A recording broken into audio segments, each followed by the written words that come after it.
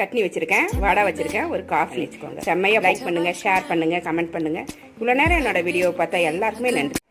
Hi friends, எல்லாரும் எப்படி இருக்கீங்க? உங்களை பார்த்ததுல எனக்கு ரொம்ப சந்தோஷம். இன்றைக்கும் நிறைய புது ஃப்ரெண்ட்ஸ் நம்ம சேனலில் ஜாயின் பண்ணியிருக்கீங்க. எல்லாருக்குமே ரொம்ப ரொம்ப நன்றி.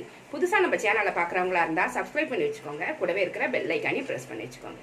Thank you friends. இன்றைக்கி நம்ம கிச்சனில் என்ன பார்க்க போகிறோன்னா, இன்றைக்கி நம்ம கிச்சனில் பிரீத்தி எலக்ட்ரிக் ப்ரெஷர் குக்கரை வச்சுட்டு பொங்கல் செய்ய போகிறோம். இதில் வெண்பொங்கல் எப்படி பண்ணுறது அப்படின்றத இன்றைக்கி பார்க்க போகிறோம்.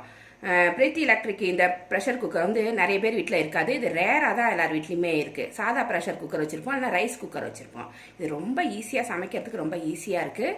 இந்த வீடியோ பார்த்தீங்கன்னா உங்களுக்கும் பிடிச்சிரும். நீங்களும் சீக்கிரமாக இந்த குக்கர் வாங்கி யூஸ் பண்ண ஆரம்பிச்சிருவீங்க. ஃபஸ்ட்டு இதை ஓப்பன் பண்ணி காமிக்கிறேன்.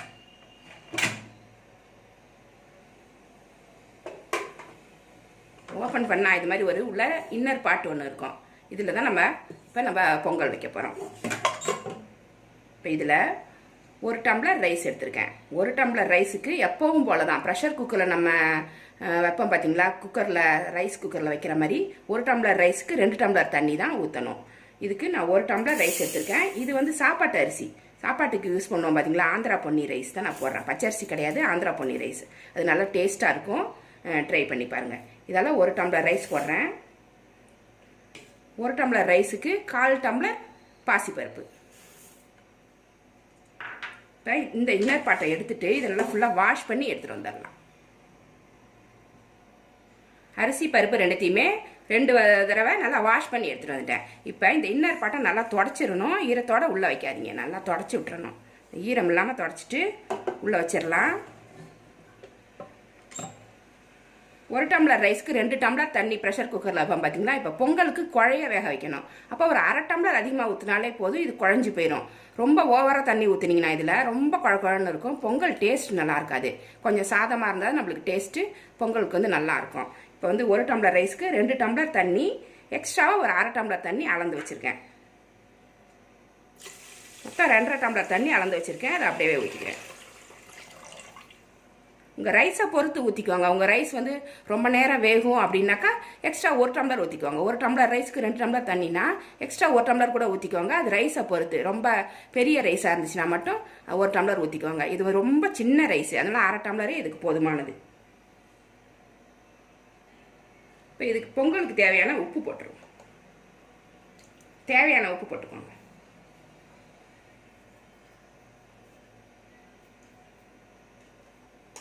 போட்டாச்சு. இப்போ இந்த மூடியை போட்டு மூடி விட்டுருங்க.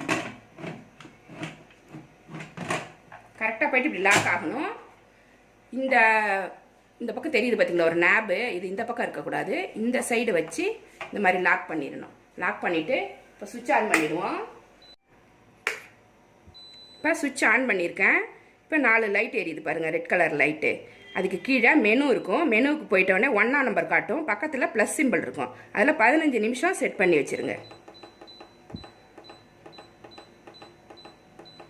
15 நிமிஷம் செட் பண்ணி வச்சுருக்கேன். இது தானாகவே வெந்த உடனே ஆஃப் ஆயிரும். நம்ம ஆஃப் ஆனதுக்கப்புறம் ஒரு 5 நிமிஷம் கழித்து இந்த ப்ரெஷரை ரிலீஸ் பண்ணிவிட்டு நம்ம எடுத்துக்க வேண்டியது தான். பொங்கல் ரெடியாக இருக்கும். அதுக்கப்புறம் நம்ம தாளிக்க வேண்டியது தான். இப்போ இது ரெடி ஆகிடுச்சு. 15 நிமிஷம் கழித்து அதுவாகவே ஆஃப் ஆகிடும். இப்போ பொங்கல் ரெடி ஆகிடுச்சு. இது ஓப்பன் பண்ணிடலாம். இந்த ப்ரெஷர் வந்து இப்படி திருப்பி பாருங்கள். ப்ரெஷர் ஃபுல்லாக ரிலீஸ் ஆனதுக்கு அப்புறம் தான் திறக்கணும். இப்படி இருக்கும் இது லைட்டாக இப்படி திறந்தாலே தெரியும், ஸ்ட்ரீம் வெளியில் போகும். ஒரு 10 நிமிஷம் கழித்து இப்படி திறந்து பார்த்தீங்கன்னா ஸ்ட்ரீமெல்லாம் எடுத்துட்டு அதுக்கப்புறம் இதை மூடியே இப்படி திறக்கணும். திறந்து எடுத்துக்கோங்க. நல்லா வெந்துருச்சு. இதை அப்படியே தாளிக்கக்கூடாது, மசிச்சு விட்டுறணும். அப்படியே தாளிச்சிங்கன்னா சாதம் மாதிரி இருக்கும். அதை பாருங்கள், குழஞ்சிருக்கா. இது நல்லா மசிச்சு விட்டுருங்க கரண்டியால்.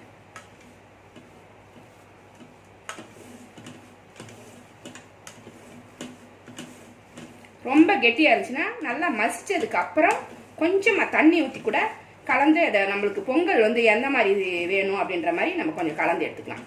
கொஞ்சம் ரொம்ப கட்டியாக இருக்குது, நான் கொஞ்சம் தண்ணி தான் கலக்க போகிறேன்.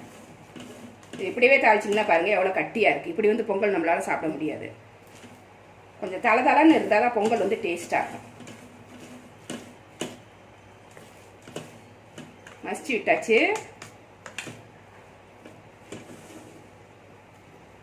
எலக்ட்ரிக் குக்கரில் அப்படின்னு மட்டும் இல்லை, சாதா குக்கர்லேயும் சாதம் வச்சிங்கன்னா நல்லா மசிச்சிருங்க. ரொம்ப கெட்டியாக இருந்துச்சுன்னா கொஞ்சமாக தண்ணி கலந்துக்கோங்க. மசிச்சுட்டு தான் தண்ணி கலக்கணும். தண்ணி கலந்துட்டு மசிக்க முடியாது, வித விதையாக இருக்கும்.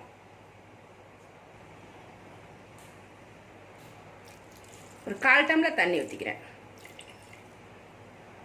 ஊற்றிட்டு இதை நம்ம நல்லா மசிச்சிடுவோம்.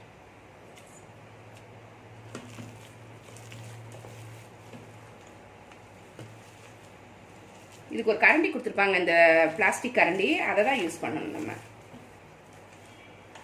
மெட்டல் கரண்டிலாம் போட்டிங்கன்னா அதோட கோட்டிங்கெல்லாம் போயிடும், சீக்கிரம் போயிடும். உப்பெல்லாம் போட்டாச்சு இல்லை நம்மளுக்கு, தாளிக்க வேண்டியதுதான்.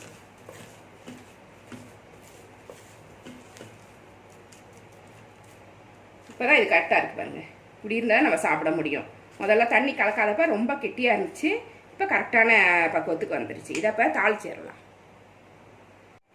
பொங்கல் தாளிக்கிறதுக்கு ஒரு வானல் சூடு பண்ணியிருக்கேன். அதில் கொஞ்சமாக சன்ஃப்ளவர் ஆயில் ஊற்றியிருக்கேன் நான். வேறு எந்த எண்ணெயும் ஊற்றாதீங்க, வாசனையாக வந்துடும்.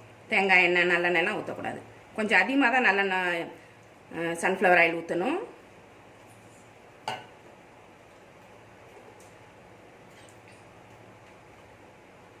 ஒரு 2 ஸ்பூன் நெய் போட்டுக்கலாம்.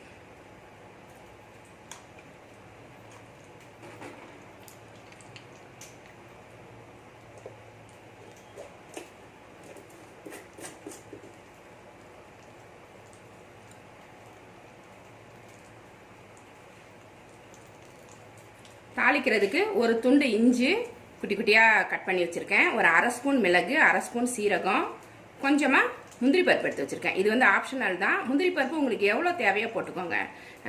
பொங்கலுக்கு நிறைய முந்திரி பருப்பு போட்டால் சில பேருக்கு பிடிக்கும், சில பேருக்கு கொஞ்சமாக போட்டால் தான் பிடிக்கும். நான் ஒரு அளவாக எடுத்து வச்சுருக்கேன்.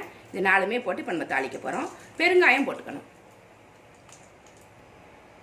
எண்ணெய் நெய் 2மே சூடாயிருச்சு. இப்போ ஸ்டவ் வந்து மீடியமில் வச்சுக்கோங்க, இல்லைன்னா டக்குன்னு தீஞ்சு போயிடும். ஃபஸ்ட்டு இஞ்சி போட்டுருவோம். மிளகு சீரகம் 2மே போட்டுடலாம். மிளகு பொரியணும், பொரிஞ்சால் தான் டேஸ்ட் வரும். பச்சையாக இருந்துச்சுனாக்கா டேஸ்ட் வராது. நம்ம பொங்கலில் போட்டு சாப்பிடும்போது பச்சையாக இருக்கும். பொரிஞ்சிச்சுன்னா நம்மளுக்கு மொறு மொறுன்னு இருக்கும், சாப்பிட்றதுக்கு டேஸ்ட்டாக இருக்கும். இது பொரிஞ்ச உடனேவே ஸ்டவ் ஆஃப் பண்ணிவிடுங்க. ஃபஸ்ட்டு ஆஃப் பண்ணிவிட்டு கொஞ்சம் நேரம் கழிச்சு தான் முந்திரி பருப்பு போடணும். இப்போ போட்டிங்கன்னா செவந்து போயிடும். ஸ்டவ் ஆஃப் பண்ணி கொஞ்சம் நேரம் ஆயிடுச்சு. இந்த சமயத்தில் முந்திரி பருப்பு போடுங்க. ஸ்டவ் ஆன் பண்ணிட்டே போட்டிங்கன்னா இந்த கலர்லாம் மாறி ப்ரௌன் கலர் ஆகிடும். இந்த சூடே போதும் இது பொரியறதுக்கு. கூடவே கருவேப்பிலை போட்டு கொஞ்சமாக பெருங்காயம் போட்டு